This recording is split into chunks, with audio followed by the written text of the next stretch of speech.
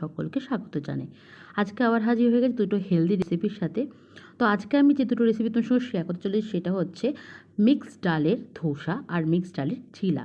আমি বাড়িতে কীভাবে মিক্সড ডাল দিয়ে ধোসা আর চিলা বানিয়ে থাকে সেটা তোমাদের সঙ্গে শেয়ার করব। তো আমাদের বাড়িতে যে ধরনের ডাল ছিল অল্প অল্প, তাই আমি ভাবলাম নেক্সট দিন আমি এটা দিয়ে কিছু একটা হেলদি ব্রেকফাস্ট বানাই।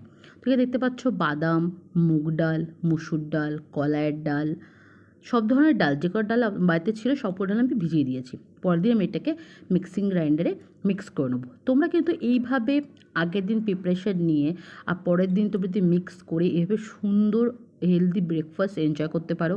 এটা বাচ্চাদের টিফিনেও অবশ্যই প্রোভাইড করতে পারো। এছাড়া তোমরা নিজেরাও বড়রাও কিন্তু ব্রেকফাস্টে কিন্তু ট্রাই করতে পারো। এটা তোমরা একবারে বেটে নিয়ে তোমরা কিন্তু 2-3 দিনের জন্য রেফ্রিজারেটর করে রাখতে পারো, তাতে কিন্তু কোনো প্রবলেম হবে না। তো সেক্ষেত্রে ফার্স্ট টাইম দেখো ডালটা কি সুন্দর করে আমি এখানে মিক্স করে নিয়েছি। চেষ্টা করবে ডাল যখন মিক্সিং গ্রাইন্ডে করবে সামান্য যত সম্ভব অল্প জল দিয়ে এটাকে মিক্স করা, তাতে কিন্তু ভালো আসবে। কারণ ফার্স্টেই আমি যে রেসিপি সেটা হচ্ছে চিলা। কীভাবে আমি বাড়িতে মিক্স ডাল দিয়ে চিলা করি সেটা ফার্স্ট তোমার সঙ্গে শেয়ার করব। তো এখানে কিছুই না, আমি মিক্স ডাল করে নিলাম। দেখতে পাচ্ছ ঘনত্বটা কতটা আছে, এবং এটার মধ্যে সামান্য আমি নুন দিয়ে দেবো, আর কিছু দেবো না।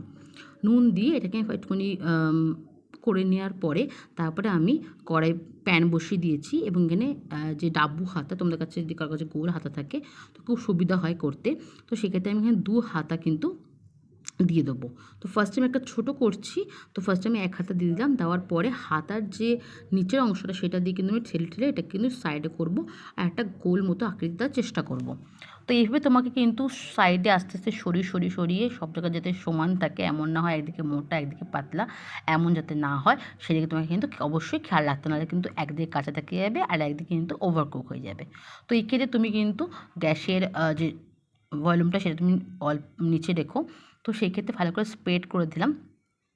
স্প্রেড করে দেওয়ার পরে এখানে আমি সর্ষের তেল ইউজ করেছি, তোমরা চাইলে কেউ আরও হেলদি বানানোর জন্য কিন্তু অলিভ অয়েল ইউজ করতে পারো। তো সেক্ষেত্রে আমি নর্মালি সর্ষের তেল এখানে ইউজ করছি।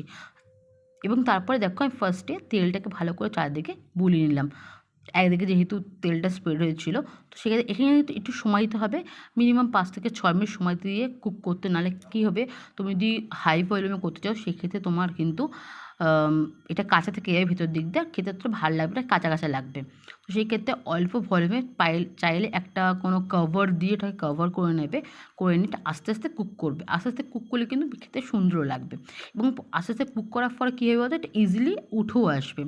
দেখতেই পাচ্ছ কী সুন্দর হয়েছে। তাকে তো অবশ্যই বাড়িতে ট্রাই করো, যারা এখন মধ্যে ট্রাই করোনি। আমাকে অবশ্যই কমেন্ট বক্সে জানাবে কেমন লাগলো। নেক্সট তোমাদের সঙ্গে যেটা শেয়ার করবো সেটা হচ্ছে ধোসা। ধোসা তোমরা চালের খেয়েছো, সুজিরও খেয়েছো, কিন্তু আজকে আমি মিক্স ডালের ধোসা তোমাদেরকে ফার্স্টে দেখাতে চলেছি। তো এই ক্ষেত্রে ফার্স্টে আমি প্যানটাকে রেডি করে নিই। তো এখানে আমি একটা চাটু ননস্টিক বসিয়েছি। বসানোর পর ফার্স্টে আমি একটু তেল দিয়ে দিলাম। তেল দিয়ে পুরোটা আমি স্প্রেড করে দেবো। স্প্রেড করে দেওয়ার পরে এটাতে গরম হতে দেবো। যখন দেখতে হচ্ছে ধোয়া বেরিয়ে গেছে, অলরেডি ধোয়া বেরিয়ে যাওয়ার পরে এবার আমি তো ভলিউমটা কমিয়ে দেবো। ভলিউমটা কমিয়ে দেওয়ার পরে আমি এখানে জল দিয়ে দেবো। তো জল দিয়ে দেবে, জল দেওয়ার পরে ভালো পরিষ্কার কাপড় দিয়ে পুরো প্যানটাই কিন্তু মুছে নেবে। তো এইটা তোমার হবে ধোসার বেস। ধোসার গায়ে যে সুন্দর লালচে রঙটা আসে সেটা কিন্তু এই বেস থেকে তৈরি হয়। তো আমি পুছে নিলাম। পুছে নেওয়ার পরে যে আমি ঘনত্বটা রেখেছি সেটা কিন্তু আমি আরেকটু পাতলা করব। ধোসার জন্য কিন্তু পাতলা ব্যাটারটাই ভালো যায়। তো সেক্ষেত্রে দেখতে পাচ্ছ আগের থেকে কিন্তু এর ঘনত্বটা কতটাই এখানে আরও বেশি হয়ে গেছে, পাতলা হয়ে গেছে। সেক্ষেত্রে আমি ফার্স্টে 1 ডাব ভোঁতা দিলাম। তো ডাব ভোঁতা দিয়ে ডাব ভোঁতার নিচের অংশটা দিয়ে কিন্তু গোল করে এটাকে আমি পুরোটাকে স্প্রেড করব। যতটা পারবে ততটা সম্ভব, আর চেষ্টা করবে পুরো মিডল থেকে এটাকে গোল করে ঘুরিয়ে চারিদিকে সরিয়ে দেওয়া। তাহলে কী হবে, তুমি যদি মিডল থেকে করো তো সেক্ষেত্রে কিন্তু মিডলটাও যেমন পাতলা থাকবে, যতটা ধারটা পাতলা থাকবে। তো মিডল থেকে স্প্রেড করে চারদিকে ঘোরানোর চেষ্টা করবে, তাতে কিন্তু সব দিকে কিন্তু সমানভাবেই যাবে। তো সামান্য আমি ঘি দিয়ে দিলাম, 1 চামচ ঘি দিয়ে দিলাম। 1 চামচ ঘি দিয়ে আমি ভালো করে কিন্তু এটাকে স্প্রেড করে নিচ্ছি। এটাকেও কিন্তু চাইলে তোমরা কভার করেও কিন্তু করতে পারো। আর এটাই কিন্তু তোমরা চেষ্টা করবে হাই ভলিউমে না করা, লো ভলিউমে করলে কি এই যে বাইরে যে ক্রিপসি ব্যাপারটা সেটাও আসবে, খেতেও ভালো লাগবে। আর একটা কি বাইরে যে ব্রাউন যে ধোসার যে ব্রাউন কালারটা সেটা কিন্তু তোমরা দেখতে পাবে। তোমাদের সঙ্গে আমি শেয়ার করতে চলেছি দুটো হেলদি রেসিপি, যেটা খুবই কিন্তু দারুণ। আর আমরা তো বাড়িতে সবাই এটাকে এনজয় করে খাই। আমি এখানে চিলাটাকে একটা মিষ্টি চাটনির সাথে খেয়েছি। কেউ কেউ অন্য ধরনের সস থাকলেও করতে পারে, তো সেক্ষেত্রে আমি বলেছি চিলা আমি এখানে মিষ্টি আচার দিয়ে খেয়েছি।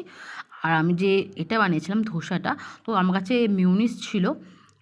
আমি অত সস টস এখন রেডি করিনি, তো মেয়োনিজ ছিল আমার কাছে আর পিৎজা সস ছিল, দুটোকে মিলিয়ে নিয়ে একটা সস বানিয়ে নিয়েছি।